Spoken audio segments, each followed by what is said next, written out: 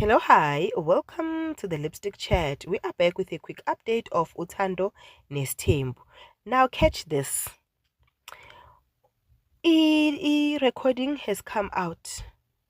The recording has come out, and unfortunately, the recording is not detailing all the things that the other ladies expected it to detail. Perhaps there could be another recording. We do not know. What we do know that is that the other three wives that stay in Mzumbe do not want an additional wife in Mzumbe without it being discussed to them.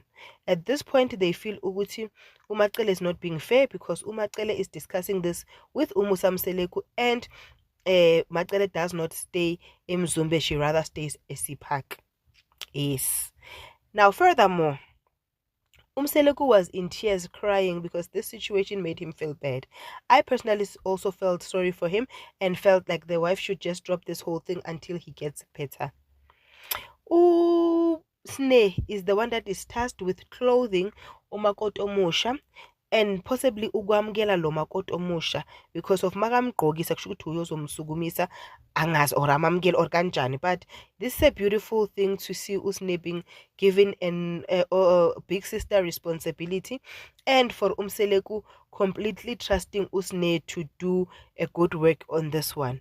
Will Usne disappoint, or will Usne show us that she can do good things when it is necessary or when it is important to the family?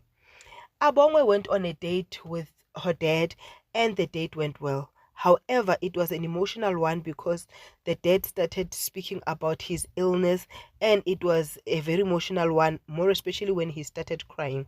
I think he is crying because finally, with Abongwe, he can let his guard down and tell him how he truly feels and how he truly is. Abongwe is also saying in his diary sessions, the most painful thing would be losing the dad. I think also that would be the most painful thing.